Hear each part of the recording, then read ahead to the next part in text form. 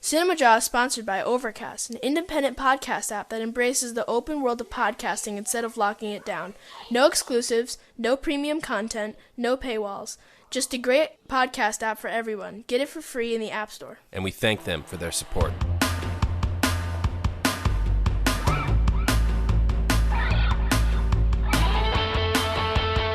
Recording on this computer. It's rolling. You're listening to Cinemajaw, the greatest movies podcast ever, recorded on location from our respective homes in Chicago. My name is Matt Kay, and with me is Ride the Movie Guy. And this week on Cinemajaw, Matt, I am nervous. I am so nervous about my top five. I'm pacing around the room as we cover our top five films about anxiety. I'm nervous too, man. I mean, I've been like wringing my hands, looking over my shoulder, kind of paranoid, and just got this feeling of unease, Ryan. Do you, Matt, feel that you have anxiety?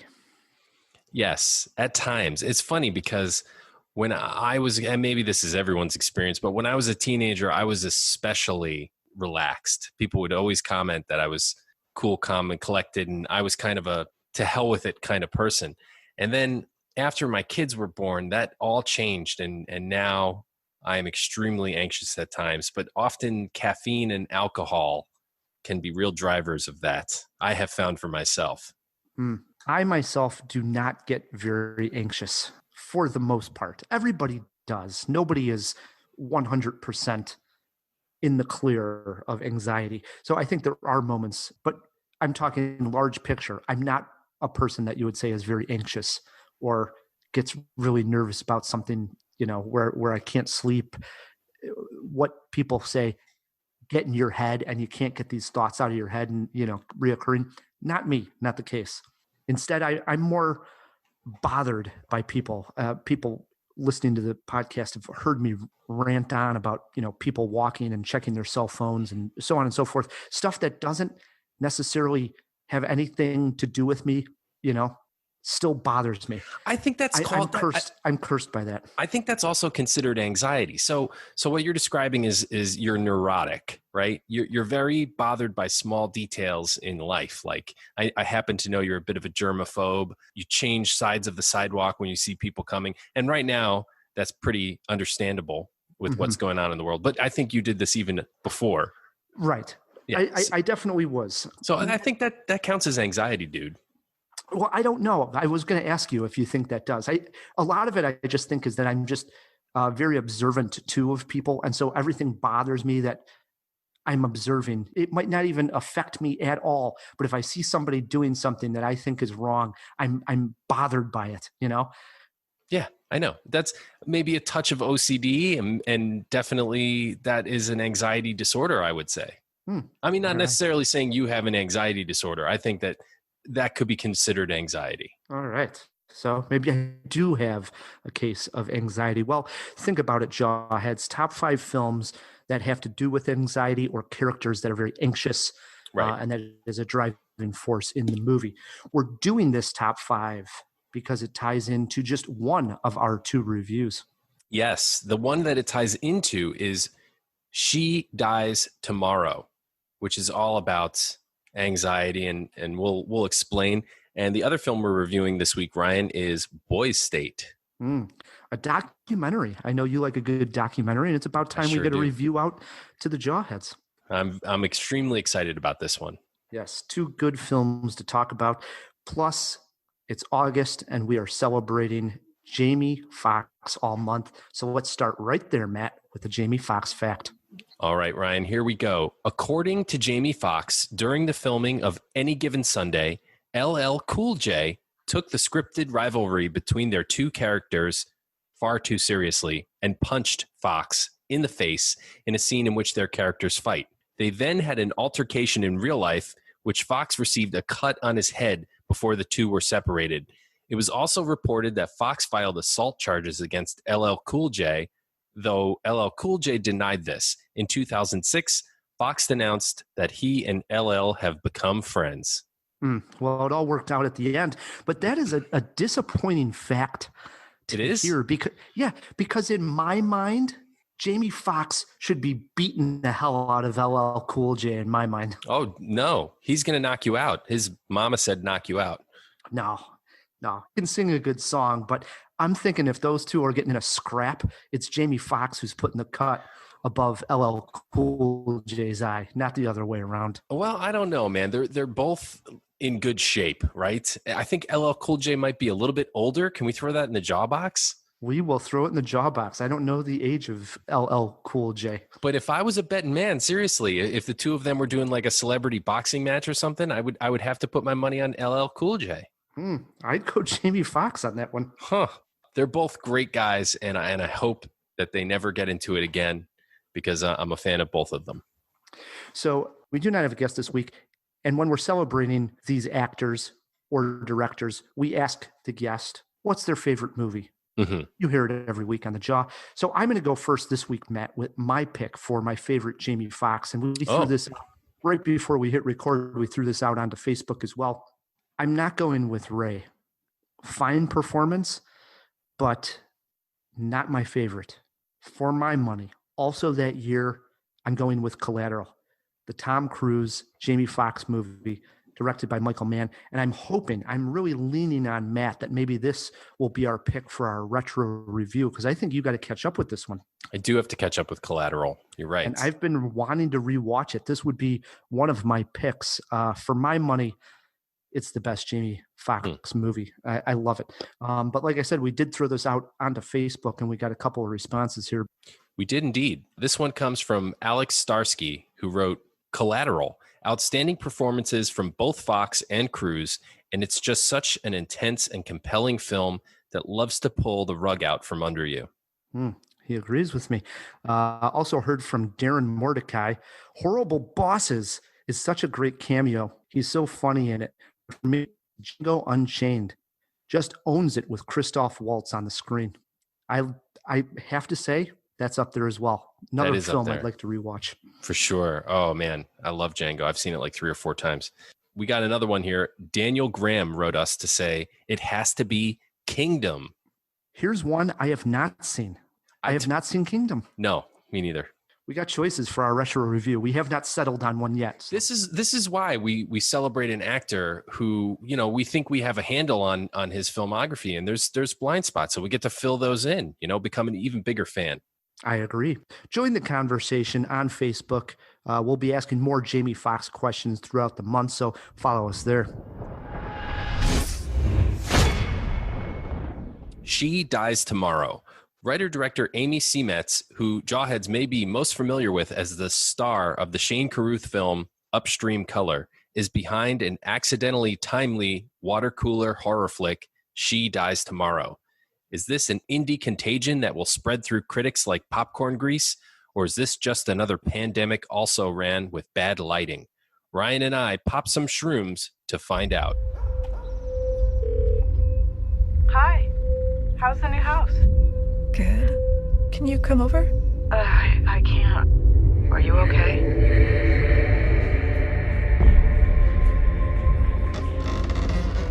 I am going to die tomorrow.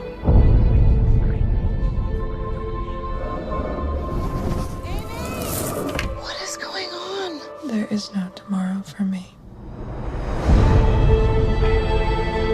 All right, listen, Amy, I'm really freaking out right now. I feel like you put this idea of dying in my head. Can you just call me back? Here's the lowdown on She Dies Tomorrow, Rye. Amy just bought a house, but she seems to be haunted mentally. We see flashbacks of what seems to be a bad breakup in which her boyfriend believes that there is no tomorrow, like literally. This conviction has spread to Amy herself, who calls her friend Jane in desperation. Jane initially thinks that Amy has simply fallen off the wagon and begun drinking again. But after her visit, Jane also becomes convinced that she will die in 1 day's time. So she goes to a party that's not a pajama party, but shows up in PJs anyway. And wouldn't you know it, more and more people become convinced of their impending doom. What makes this movie so effective is twofold. First, this concept is fairly novel. Make no mistake, this plays like a horror movie, but it's also funny. And it's also unlike any you have ever seen before. If I had to make any comparisons, She Dies Tomorrow is the offspring of Mandy and Final Destination with a little bit of Contagion thrown in. But those comparisons drawn, the method by which Seametz unravels her yarn is what makes this movie special. The second thing that makes this movie effective is a lucky break, if you could call it that. While principal photography was long wrapped before COVID-19 was making headlines, this film comes out smack in the middle of a pandemic in which its themes of transmission, living closely with death, and even isolation, relapse, drinking, psychedelics, they feel uncomfortably relevant. That has made this accidentally timely. What do you think, Rye? Did you want another dose of She Dies Tomorrow, or will tomorrow be yesterday for you? One dose was enough, Matt. I was actually not a fan of this slow moving mood piece. About 40 minutes in, I was hoping someone would die, even if that was me. Where I give the film credit, it did have an effect on me. I don't like thinking about death, but I found myself drifting into that headspace. I think that is what the director wanted as well. Much like the characters in the film, she wanted the audience to fall into the same spell.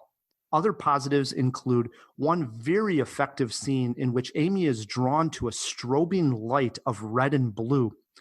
She walks right into the camera. Wow, love that moment. And you mentioned it, Matt, there is some humor to be found in She Dies Tomorrow.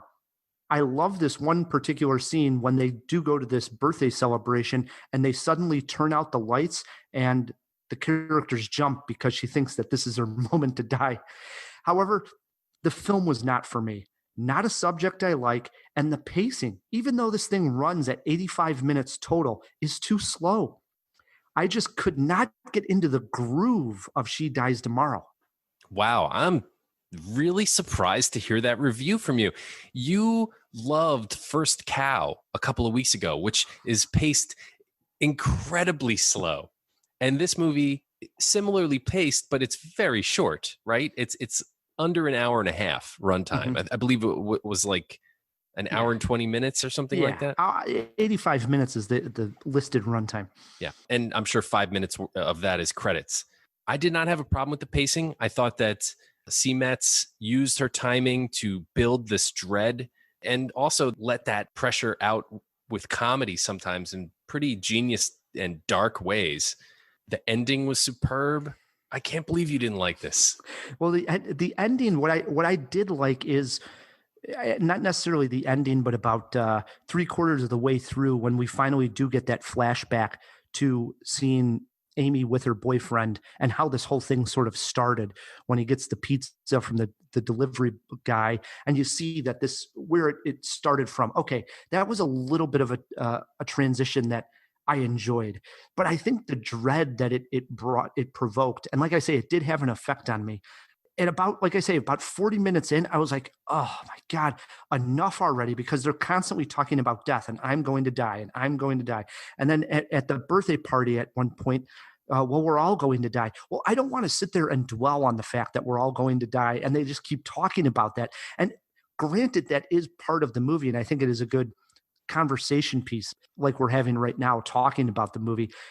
But is it something that I enjoyed watching? Is it something that I would ever want to sit through again? The answer is no to both those questions. I don't know if I would rush out to see this again, but it's not because I didn't enjoy the movie. I did. I will say one of the things I didn't like is what you seem to really enjoy with Amy coming to the camera with the red and green lights, or the red and blue lights. Right. To me, that was a cheap, like, student film trick. It's really easy to do with gels, and anybody with any sort of slight filmmaking experience will know that that's a pretty, I don't know, freshman effect. Well, it doesn't matter if it's a freshman effect or not. I mean, I think it worked in the context of the film here, as far as this idea that this spell, in a way, if you want to call it that, is being cast on her, and that she's falling into this headspace.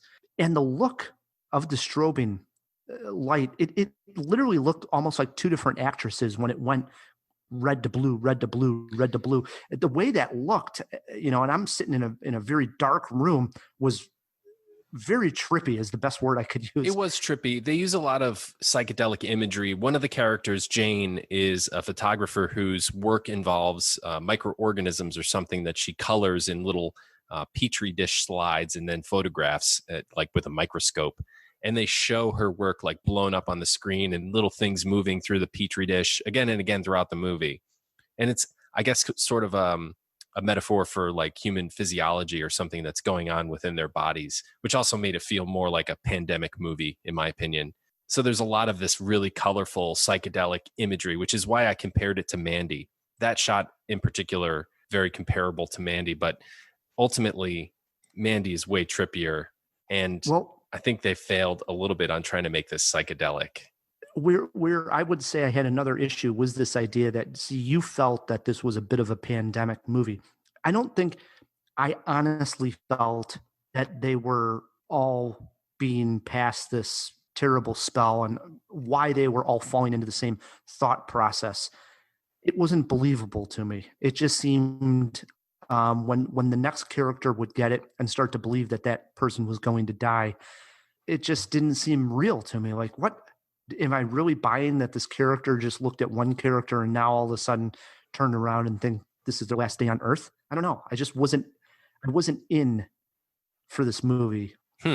That's interesting. I bought that. I had no problem suspending my disbelief on whatever was passing from person to person. That was the death. That was the villain. That was the killer.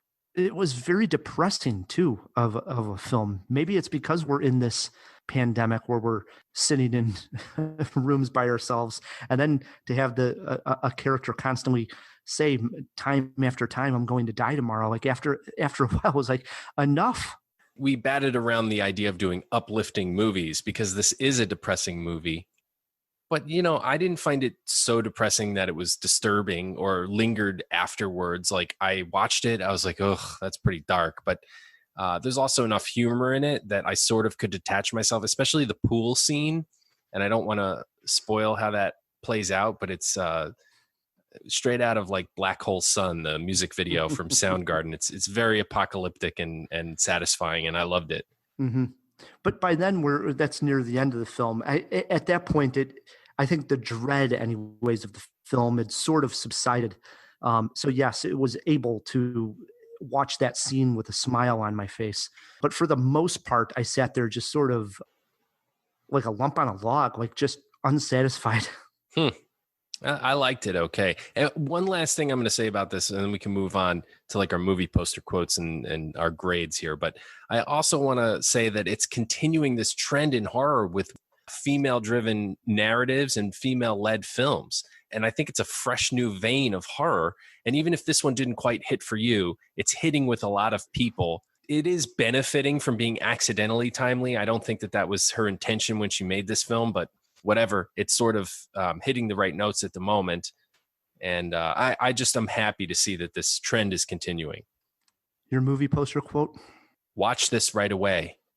She dies tomorrow. This is unbelievable.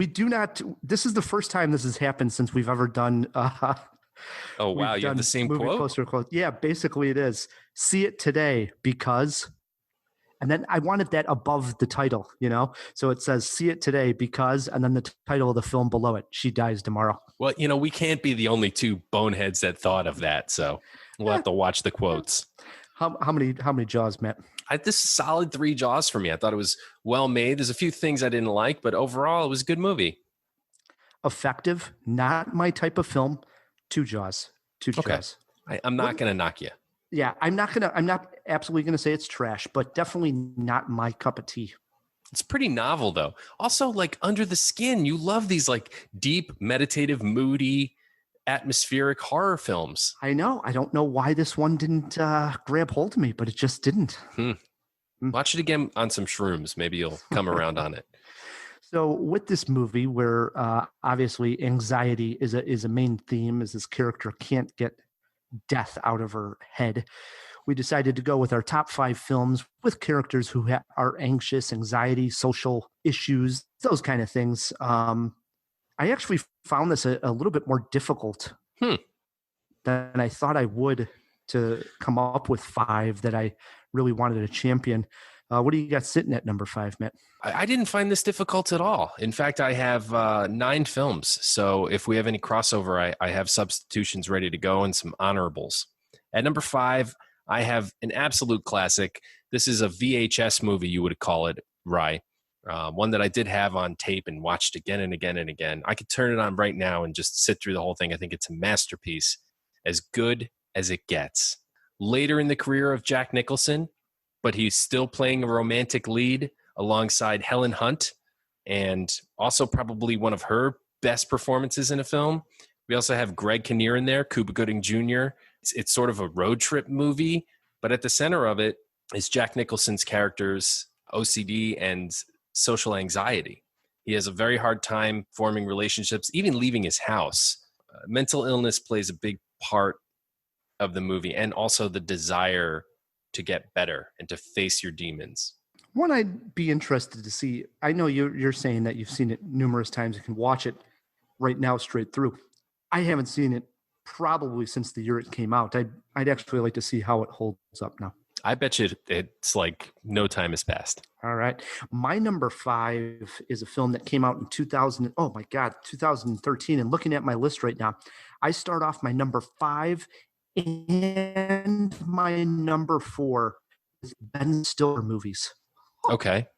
There's a little hint for you. My number 5, 2013, not only does it star Ben Stiller, he also directed the film. I'm going with The Secret Life of Walter Mitty. I've read the book and I've never seen the movie. Ben Stiller plays the title character of Walter Mitty. In the cast is also Kristen Wiig and Sean Penn. And the film opens up with Walter finding out that Life magazine, this is where he works, is switching from digital to print, and that they're going to have a lot of layoffs. And he has major anxiety that he's going to lose his job. He doesn't have good social skills. He's trying to date and ends up actually talking to people at like the dating website help desk. Through this, what ends up happening because they're switching over to digital is he needs to try to track down a negative that a famous photographer has, and that famous photographer is Sean Penn. And through this, Walter Mitty goes on an adventure, and this is something that has been lacking in his life because he's not one of those risk takers because of his anxiety. He doesn't feel like he can just go out and live his life, even though he works at Life magazine. He's missing all that, right? Mm-hmm. But trying to track down this negative, he actually does go through these moments of breaking free for a little while. And it's also surrealist a little bit, right? It is. It didn't get like I think when this came out, it was poised for like an Oscar contender, and it isn't quite that level. So a lot of people then look at it as a disappointment. But I watched it and totally was into this movie. You watched I like Walter Mitty. So if you lower your expectations, it's a good film. Right. Do see it. Okay. I'm a big fan of Stiller in general, so this is one I got a hole I have to fill in. All right, over to me for number 4. I go back to 1997. One of your favorite filmmakers, Ryan, the great Woody Allen, made a film in 97 called Deconstructing Harry. and of all the Woody Allen films, I think a lot of them are about anxiety, frankly.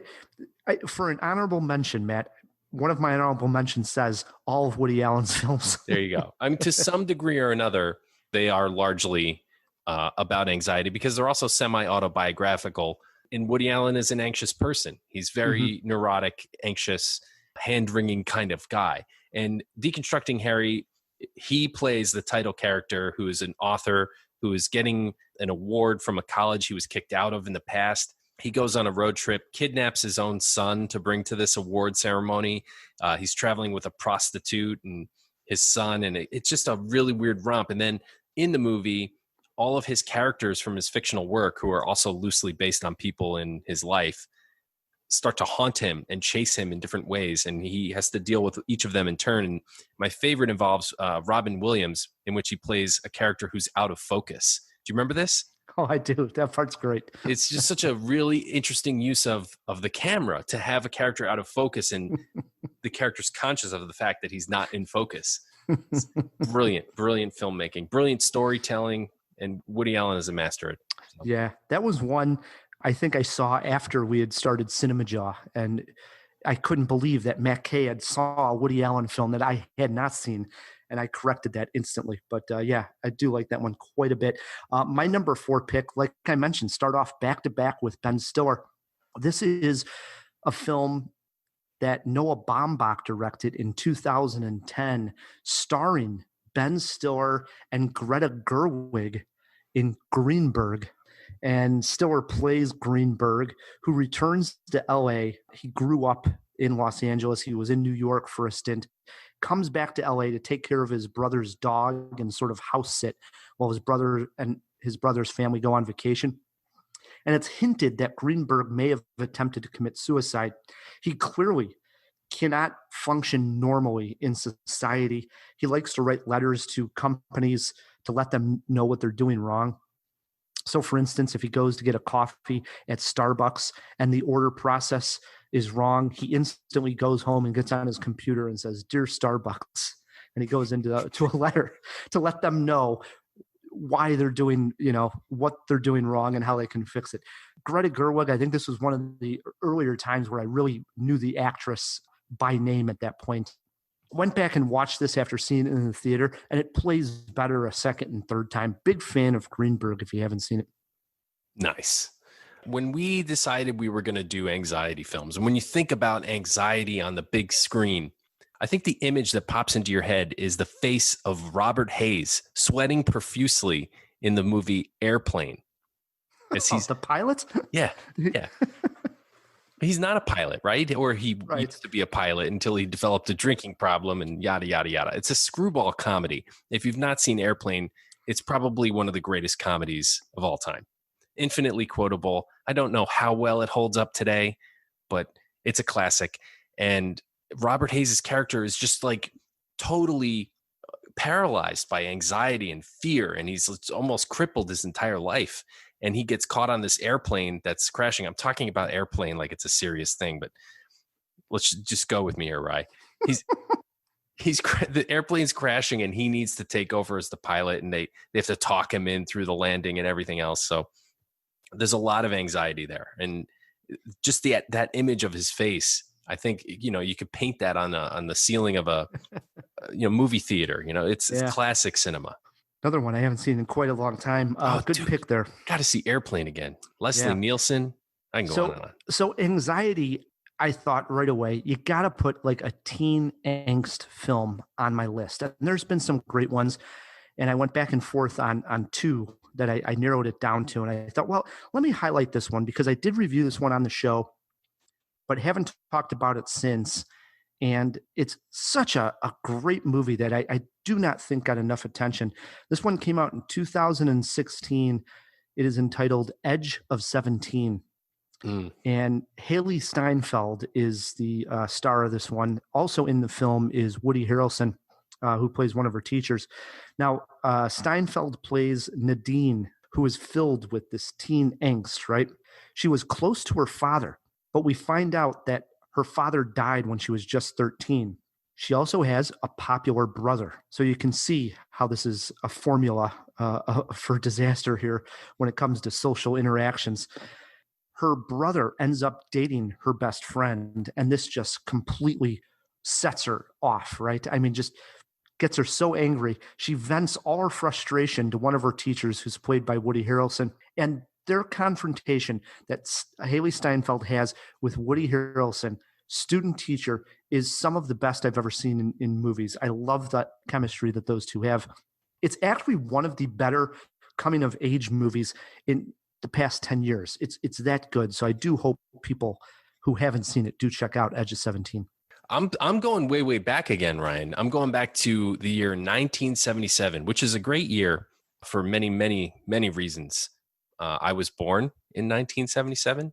Punk rock was more or less begun in 1977. And Mel Brooks gave us the film High Anxiety. And I've never seen it. You never saw High Anxiety? I have never seen it. Oh, well, it's right there in the title, right? So it's essentially a send-up of the Hitchcock films, especially Vertigo. Mel Brooks, of course, very well known for these parodies. Spaceballs, you could say, is a Star Wars parody, but he also picks on Alien and a few other space sci-fi movies in that. Same thing with High Anxiety, mostly about vertigo, kind of the same plot that they parody, but he throws in a lot of the other Hitchcock tropes as well.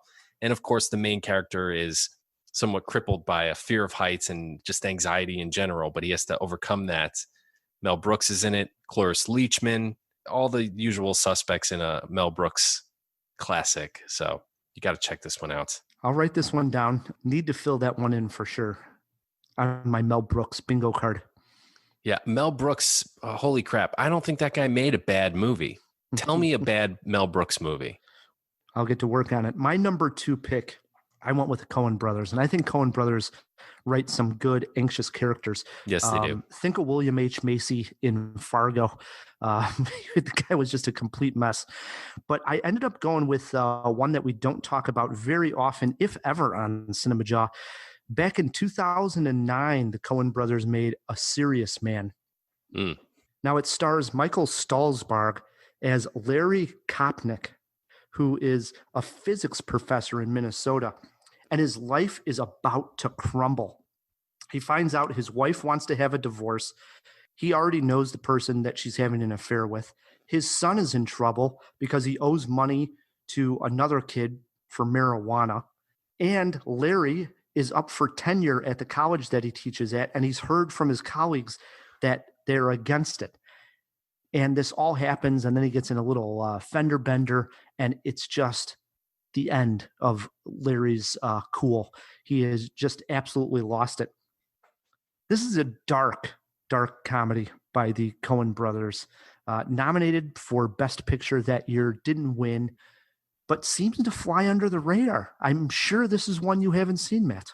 It is one, and this may be only one of 3 Coen brothers movies, if 3, maybe one of 2 that I haven't seen. There aren't that many. I've seen most of their films, so yeah, I got to check this one out. A Serious Man, my number 2. Here it is. Cinemajaw, our number 1 picks, Matt, for anxiety movies. Well, maybe this one's a little too obvious when you're talking about anxiety movies. It's pretty recent, and it did garner a few Oscars from director David O. Russell in 2012, Silver Linings Playbook. I wondered if this would be your number 1. I really enjoyed this movie. I rewatched it recently. I can't remember what topic we were doing where we talked about Silver Linings Playbook. I went back to see if we had done mental illness because I didn't want to cross over too much if we had.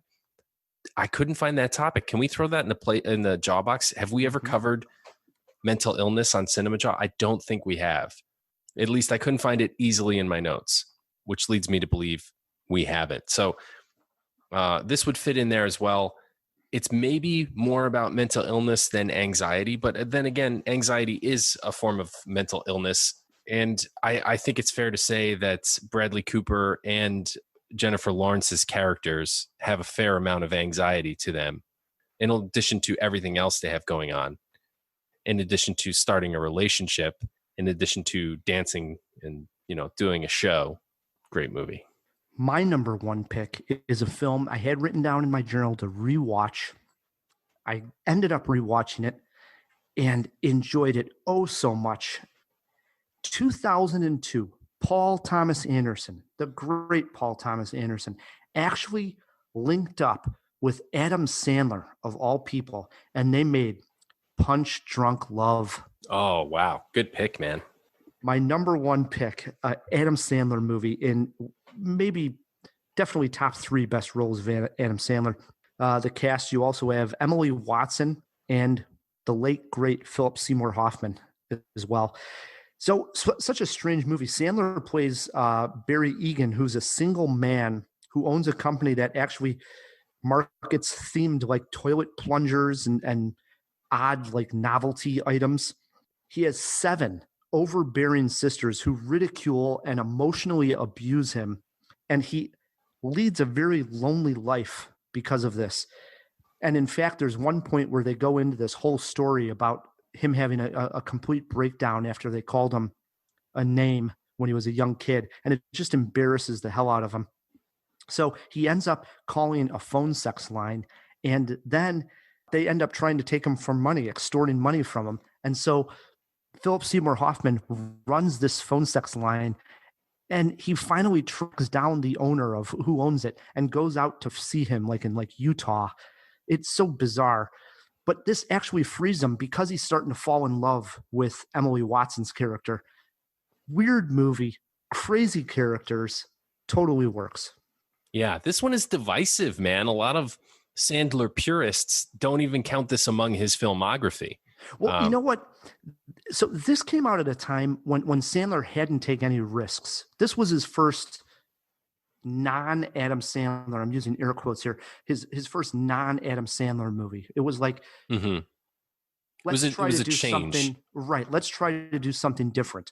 And there at that point, he really had diehard fans. And they went to the theater thinking they were seeing an Adam Sandler film. Oh my God, we got to go see the new Adam Sandler movie. Well, you can only imagine walking into this strange Paul Thomas Anderson film, the reaction these, knuckleheads, dare I say, would have. They were just like, what is this? He's not hitting a golf ball like a hockey player. This isn't funny. He's not a water boy on the side of the sidelines. This isn't funny. Yeah, he doesn't even do any voices. No. He plays it pretty straight. But now those same guys, and listen, in all, this full disclosure here, my brother is a diehard Adam Sandler fan. Like owns every movie of his on DVD. Those same guys are now like, hey, did you see Uncut Gems, man? Did you know Adam Sandler can act like that? I'm like, yeah, didn't you see Punch Drunk Love, man? But good pick, man. That is a really good pick. Honorable mentions here, Matt K. Yeah, I got a few. What about Bob? Shocked this was not on your list, Ryan. Baby Steps. Inside Out. That's a good one. Yeah. I mean, it has all the emotions there, but there's definitely anxiety. Sure. Oh, yeah. Absolutely. The Aviator, the story of Howard Hughes, kind of crippled by anxiety, and Birdman. I like it. Birdman, huh? Yeah. I think that one counts. What do you got? Any honorables? I had most of Woody Allen films, as I joked, and then I teetered, instead of Edge of 17, I was teetering with Perks of Being a Wallflower. Oh, yeah. Mm-hmm. And the only other one was The King's Speech, where he has the stutter. And I think a lot of that was just nerves and anxiety of leadership. That's so fair. Forth. Mm-hmm. So if we missed your favorite film that has to do with anxiety, shoot us a tweet at Cinemajaw, or you can email us feedback@cinemajaw.com. Still to come here, we are playing a round of Stump the Kubinski. Plus, we are taking a look at the new documentary on Apple Plus entitled Boys State. Stick with us.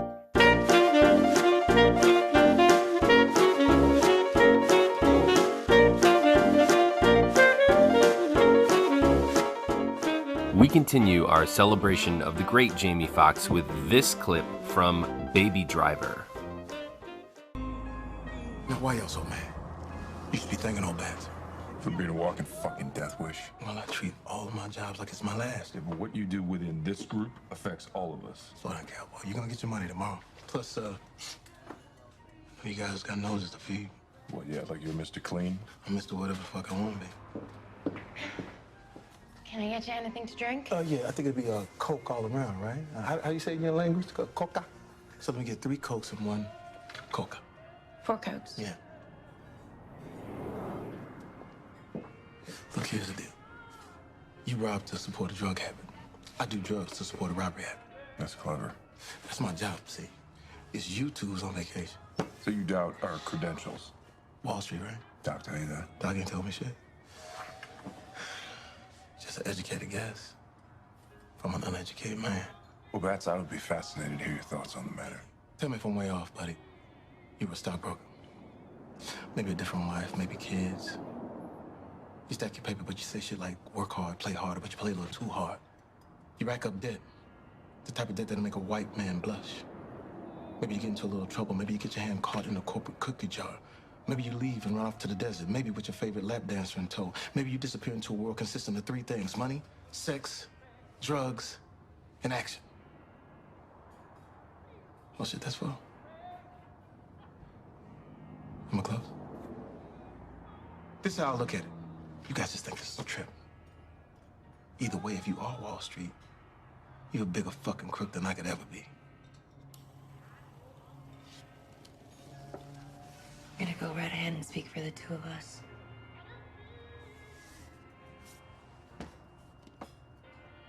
Think you know us? You don't. You think you're the last word and crazy. You're not. And believe me when I tell you, you don't want to see my buddy mad. You haven't seen how relentless he is. Because when he sees red, you will see nothing but black.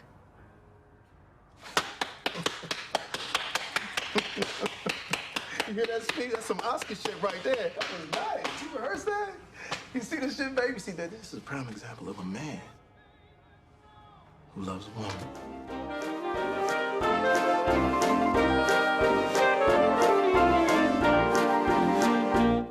And we are back on Cinemajaw. Matt, before we get to Stump the Kubinski and that review of Boys State, we did throw a couple items into the jaw box. Let's open up that jaw box. What's your pleasure, Mr. Cotton? The box. What's in the box? All right, first one was this. We were arguing if LL Cool J could beat up Jamie Foxx or Jamie Foxx could beat up LL Cool J. What a conversation. And you wanted to know who was older. Because I think LL Cool J is probably like 7 or 8 years older than Jamie Foxx. Yeah, so get a load of this. As of recording here, LL Cool J, 52 years old. Jamie Foxx, 52 years old. Oh, wow. They're the same age. Same age? Yes. So then I had to dig a little bit deeper. You know, I want to know who's older here. So it turns out LL Cool J is younger. He was born in January. So that means he just turned 52. Jamie Foxx was born in December. So this December, he's going to turn 53. But as of right now, they're 52 each. I was trying to do the math in my head there. Yeah. So he won't be 53 until January. Yeah. Right. So they're about a month apart. Yeah. You see what I'm saying? Mm-hmm, mm-hmm. Jamie Foxx will turn 53 this December. Then LL Cool J will turn 53 January. 2021. Yep. So LL is actually younger by a month. Crazy. You also asked if we have done mental illness on Cinemajaw. And this is a weird question because Matt usually organizes all of the search features on the Jaw website. So I just Google searched it. You can Google search actually Cinemajaw topics pretty well. If you actually into Google type in Cinemajaw anxiety, you'll see this episode. It pops up that well. I typed in Cinemajaw mental illness. Nothing popped up, Matt K. Yeah, that's so weird, man. I almost was sure that we had done it. We have not. Well, one for the future, Ryan. Yeah, I agree. Since it's a solo episode, we've been talking about doing some feedback. Here's one that came in from Dion from Michigan. Dion wrote, "The reason I'm writing, I was very surprised to hear this week's guest, Jeff York." This is just last week, Matt. Jeff York claimed there wasn't much out on VOD for anyone to watch. I'm going to chalk his comment up to the fact that he has been busy writing his TV series and hasn't really been paying attention to what has been released this spring. I say that because I follow Mark Dusick of Mark Reviews Movies. Good job, Dion. I actually started following him on Letterboxd after hearing him guest on your show. He has seen or reviewed well over 200, Matt, 200 2020 releases. Jesus. Most of which are available on either free streaming platforms or VOD. I've seen 55 2020 releases myself and have paid for very few of those. In addition, only 11 of the 55 movies I have deemed not worthy of at least 3 of 5 stars. So picking some good movies. You know why? Because Dion listens to Cinemajaw. There you go. Goes on to say, there are plenty of good movies to see. I will agree with Jeff that I too missed tentpole releases, but we have to save something to welcome us back to the theater when it's time. Sincerely, Dion. Agree. We have been reviewing movies nonstop here on Cinemajaw, and I think we've picked out a ton of gems. Yeah, there's been, I mean, obviously there's always a couple of duds every year, probably more than a couple, but it's been a pretty, I don't want to say it's been a pretty decent year, but there have been movies coming out. There's been good movies coming out. So, yes, agree with you, Dion, wholeheartedly. All right, that brings us to our next bit of feedback, Ryan, regarding episode number 480, just a couple episodes ago, in which we covered voyeurism movies. Alyssa Limjuko wrote in, and she said, shocked that The Truman Show was only an honorable mention. It should have been somebody's number one. Thanks, Alyssa from Washington, D.C. Well, it was my honorable mention, Matt. You didn't even have it as an honorable mention. I love The Truman Show. I absolutely love The Truman Show. And when you think about it, how many more people can be voyeurs than The Truman Show, right? I mean, he literally had the whole world watching him. That's absolutely true. And yeah, and he had Ed Harris up in the sky looking through the two-way mirrors at him. Creepy movie when you step back and think about it. But Jim Carrey somehow made it charming. It's a good one. And if I forget, good night, good afternoon, and whatever he says. All right, one more here. Flicker Joe. He wrote in regarding episode 478. This is where we were talking about movie settings that are characters in the film. Guys, here are a few that I think you missed. And here's the thing. Joe can't just give one. We know Flicker Joe. He's got to give multiple. So Joe gives us 6. Again, movie settings that are character. He says, bathhouse in Spirited Away. Totally right, Joe. The island in Castaway. The village in The Village. Hogwarts, Harry Potter. That one for sure. Yeah, now I'm embarrassed. Land of the Dead, Coco. The HMS Surprise, Master and Commander, Far Side of the World. That is the ship that Russell Crowe commands. Have you seen that movie? Yeah, I've seen Master and Commander. This is a good one. I don't know if I would pick that ship, but I like all his other picks. I agree with Hogwarts, and I agree with no, really just Hogwarts, Joe. Here's the thing. I was going for places that seem to have their own intentions and motivations and were a little bit more literally characters. Those are all really great settings, but are they characters? Wow. Maybe the bathhouse in Spirited Away. Oh, hell yeah, the bathhouse in Spirited Away. I agree with Joe on that one for sure. That one I agree with as well. Those two. All right. You can always write us feedback at cinemajaw.com. We'll pick a few out, read them on the show. Let's close this job box.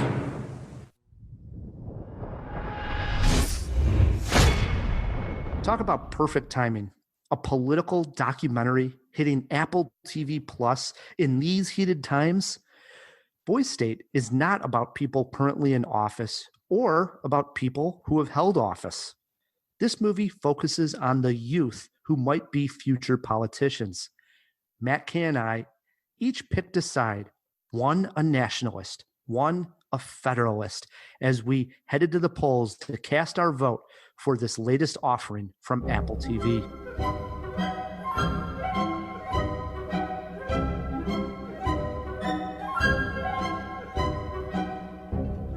I will skip the part where I brag for 3 minutes about how great and cool I am, seeing as we are all qualified young men of skill and character. People like that stuff. Good, yeah. People like that stuff a lot.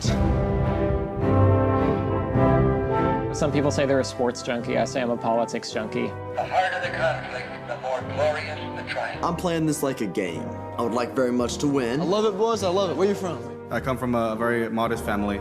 I'm on the course to be the first one to graduate from high school. I'm a progressive person, and I'm in a room full of mostly conservative people. Our masculinity shall not be infringed. I've never seen so many white people ever. I feel like everybody has this secret underlying need for bipartisanship. A message of unity, as good as it sounds, is not winning anyone any elections. A few weeks back, when we reviewed the movie Eurovision, I joked how many Americans did not know that Eurovision was a real thing watched by 100 million people. Well, chalk me up as being in the dark on this thing called Boys State. It's a real event. A quick search about it, and I found this. A program in which students become part of the operation of local, county, and state government. Boys State was founded way back in 1935 to counter the socialism-inspired young pioneer camps. The program was the idea of two Illinois legionnaires, Hayes Kennedy and Harold Card, who organized the first Boys State at the Illinois State Fairgrounds in Springfield. So, what we see unfold in this documentary is teenage boys in Texas gathering in Austin to learn politics in a very hands-on way.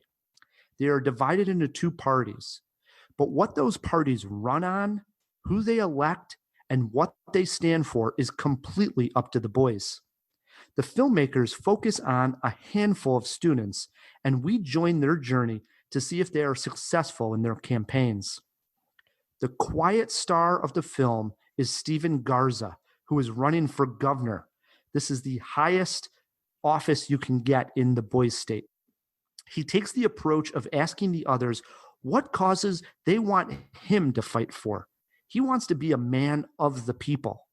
His opponent in the primary race is a popular kid, just trying to say what's cool or what people think they want to hear. Nothing that he believes in. This is where Boys State shines. We see actual politics, for better or worse, reflected in the camp. I felt frustrated watching this, but I also felt hopeful. Matt, where did you cast your vote? Yay or nay? Ryan, the eyes have it for Boys State. I think you pretty much nailed it. This film captures a perfect microcosm of modern American politics. Some of the players resort to negative tactics and opportunism and even racism to push their candidates to the top. It's ugly and disheartening and would have been an utterly bleak film if not for Stephen Garza and a few of his supporters who prove that even among the dirty world of politics, there are still those who would fight for what is right above what is popular. It was equal parts inspiring and terrifying. What also makes Boys State shine as a documentary is its visual style. There are several moments in the movie that you might think you're watching a narrative film and not a documentary. The way shots are framed and the scenes are captured add to the drama, and the camera work is just stunning. There's very little one-on-one with any of the subjects and no talking head interviews whatsoever. Instead, we simply see the events unfold in a candid, fly-on-the-wall style. This was most welcome. I think Apple has one of the best documentaries of the year here with Boys State. Well, we do get some one-on-ones. I mean, the boys do sit down on the couch every once in a while and explain their actions to a cameraman. That's so true. We do get some sitting on the couch moments with the characters. Yeah, but this is true. What we don't have are the talking head interviews where you're just seeing somebody from the shoulders up, right, and you get the lower third with their name, and whatever. That's really, actually, you might get some graphics with the names on, but this was done so well, I almost forget that. It feels almost more like dialogue, right? Mm-hmm. Like where the person is talking to another person, not necessarily talking at the camera. It doesn't feel like an interview. It's shot really well. And do you know what I'm talking about? Like those scenes where they're walking into the Boys State and the band is playing, and didn't it feel like for a moment, like, wait a second, is this a documentary?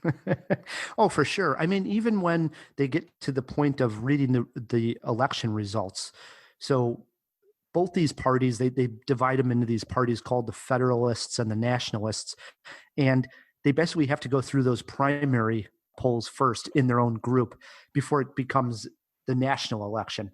And as they go through the primary results, and they got to give speeches for governor or whatever position that each student is trying to hold, those are really well done. But even better is when they come out there and they give those poll results. It's crazy because you're actually cheering for certain individuals in the movie, which I really found enjoyable. I did too. And there is, as much as there is some truly repugnant, dirty tactics that happen that are sadly effective in this movie, you do get to see some sort of glimmer of hope at the center of it. And I think that was a really good choice, because if they wanted to, make no mistake, Boys State, in the opening crawl of the movie, they show like old graduation pictures, and you see names like Rush Limbaugh, Dick Cheney, and a few other conservative luminaries, right? This place is in Texas. It's done by the American Foreign Legion, and it is very conservative and largely white, right? And these are young boys, who haven't had a depth of experience yet to form good opinions. So it's sort of a breeding ground for some terrible ideas, but yet within all that, you get the Steven Garza character who truly, man, he was an inspiration. Like, I hope this guy goes on to do good things and doesn't disappoint in the future, because he really seemed to have like true heart and civil service at the center of his moral fiber. Like, that's what he wanted to do. And that's so rare, but it was good to see. They could have easily concentrated on the negative. Right. I agree with you. They could have. And it did. It left me at the end hopeful. That was the ultimate takeaway. Yes, I was frustrated watching it, but when the movie ended, I felt good. That's a good sign. They don't clobber you over the head with it, though, because there is a lot to be warned about as well. And I don't think they're condemning Boys State as an institution, although no, not at all. There's a very good send-up from a character right in the beginning. I think it might have even been Steven Garza who says, maybe we should do People State, allow girls in and just call it People State. And he's like, no, I'm just kidding. Yeah. Well, doing my research to see about this Boys State, there is such a thing as Girls State also. Right. That is run. But did you know Boys State was a thing before seeing this movie? Did you ever hear of it? No, never. And now every state has these. 49, every state? 49 of the states. The only one that doesn't have it is Hawaii. But 49 states have Boys State, which I just find crazy. And I do think they focus in on some of the key players. But when I'm watching it, I think a vast majority are just having a good time there. Right. They're not really that into the politics of it all. And so some of them are just like, they need to get 30 signatures to get on a ballot for whatever office they're running. So in the early stages, you see these kids nervous to go around to other people because a lot of them don't know anybody else in this camp. And we're talking, what would you say? It's look like 300-400 people easily. Yeah, at least maybe even 1,000, I was going to say. And so you got all these kids and they got to go up to them and say, hey, I want to get your signature. I want to run for governor. Say that's the case. And then the kids will ask them, what are you running on? What are your causes? What are you behind? And they say this, and this. And then the kid decides if he wants to sign his paper or not. Now, it seemed like some take it much more serious, and the vast majority, I think, are there having a good time. That's probably fair. That could be said of any group of teenagers, but the ones who take it seriously took it very seriously. Very seriously. That's what makes it so good. You got a movie poster quote for me? Yeah. Boys State is America, and America is Boys State, for better and for worse. I went with USA. Really? That's what I went with. Jeez. Yeah. I mean, how many jaws are you giving this thing? 3 jaws. 3 jaws for Boys State. That's where I landed too. Maybe a 3.5 jaw. It's a damn good documentary. Yes. This is the second film we reviewed on Apple TV Plus. They're doing pretty good work. Or at least they're buying the right stuff, we should say. Mm-hmm. This wasn't an original. They purchased this. Right. This is correct. Yeah. All right, Matt. It brings us to trivia segment here, and we are playing Stump the Kubinski. These are a little bit easier questions.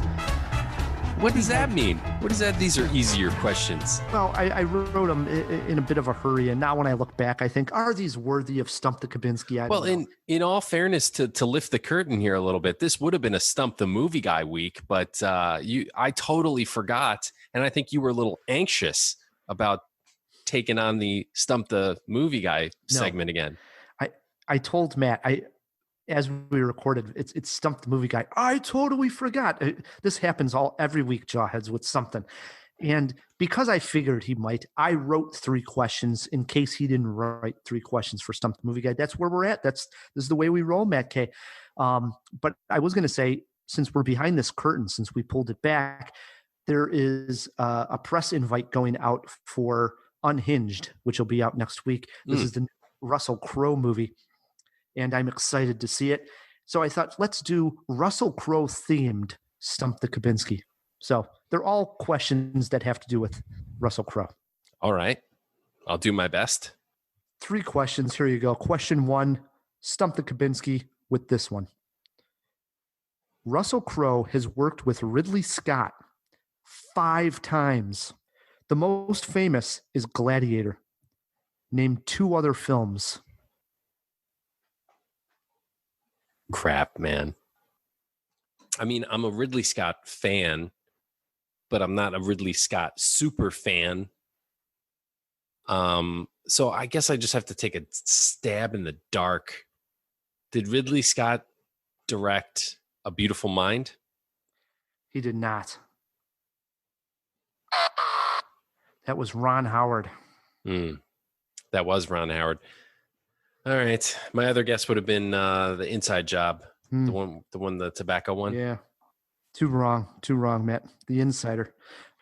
We had another 4 movies to pick from. American Gangster, A Good Year, where he buys the vineyard, Robin Hood, where he plays Fat Robin Hood. Oh, geez. Nobody likes that movie. No, that was a real junker. And Body of Lies, Ridley Scott directed, Russell Crowe and Leonardo DiCaprio. And I saw this movie, and it's the worst DiCaprio film I think I've seen. None of those sound like really good movies. No, so.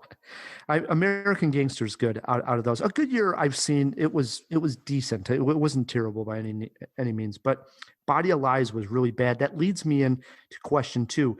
Body of Lies starred Russell Crowe and Leo DiCaprio. The 2 of them have appeared in 1 other film together. It came out in 1995 and was directed by Sam Raimi. Wow, you just blew my mind. 1995 Sam Raimi. And now they appear in. Neither of them were top billing at that point, if you get my drift here. 1995, Russell Crowe's in it, so is Leonardo DiCaprio, but neither are like the you know what I mean? It's not a top billing Crowe DiCaprio. Well, directed by Sam Raimi. Jesus, man. What the hell was Raimi doing in 95? Darkman? Whew. I didn't know DiCaprio was in Darkman. Well, Liam Neeson is in it, so I wouldn't have been that shocked. It's a Western. I don't know if that helps you at all. Sharon Stone's in it. Could be wrong on that myself. The Quick and the Dead. The Quick and the Dead. Dude, we were just talking about Sam Raimi. Yeah. When I did Stump the Movie Guy. I know. The Quick and the Dead. DiCaprio and Russell Crowe are both in it. Crazy. 2 wrong for the Kubinski. We are about to stump the Kubinski. Question number 3 is a series of true and false. You need to get all 3 right because all it is true and false. Okay, fair enough. 3 true and false contained in here. I'm going to say Russell Crowe and an actress.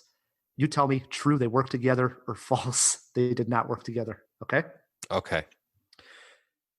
Have Russell Crowe and Meg Ryan made a movie together?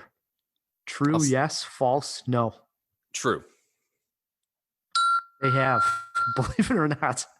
It just sounds funny to me that Russell Crowe was in a movie with Meg Ryan because they seem like her heyday would have sort of ended before Russell Crowe's took off, but they starred in Proof of Life. Okay. I mean, I was pretty confident with that answer. Yeah. Second question over to you, Matt. Has Russell Crowe made a movie with Selma Hayek? True, yes. False, no. Selma Hayek, Russell Crowe. It sounds very plausible to me. I'm going to say true. Wow. It is true. Yes. Breaking Up was the name of the movie. Russell Crowe and Selma Hayek started together. Last one. You can get it right here. Russell Crowe, has he made a movie with Naomi Watts? So This is the Vincini moment of the podcast. You know, are you the kind of guy who would put the poison in his own cup because you are counting on your strength to save you, or would you put it in the cup of your enemy? Or maybe you want me to think that you think that you would put it in my cup when in actuality it was in your cup the whole time. Boy, am I confused.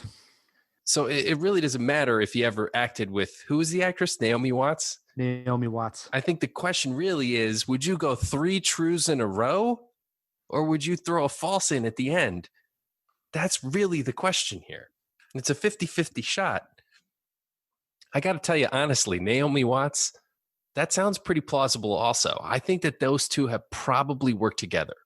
But just because I don't think you would go 3 in a row, I'm going to say false. That is correct. He gets it right. And it's a trick question, too, because they did just do the TV series, but I was not going to allow that. They did a TV series entitled The Loudest Voice, where he plays Roger Ailes. I was not going to allow that because it's a series, but they have not. 2 Australians, but they have not worked together and made a movie, motion picture together. Shocking. Yeah. I mean, I was agree. thinking they're right. Both Australian. It made sense that they would have done a movie together, but wow, you did not stump the Kubinski this time, Ryan. He gets one right. So we will be playing Stump the Movie Guy, which we should have been playing anyways, Matt K. Yeah, but you were too anxious. There you go. Brings us to the end of a great jaw. And first and foremost, we got to thank those sponsors. Yes, thanks to Overcast and the Chicago Podcast Co-op who help us get great sponsors like them. If you would like to support Cinemajaw, the easiest way to do so is by leaving us a review wherever you're listening to this podcast. And while you're at it, click subscribe. One extra button helps us out tremendously, and you can support us on Patreon. Until next week, I'm Ryan, the Movie Guy. I'm Matt K. And keep on jawing about the movies. You want to just go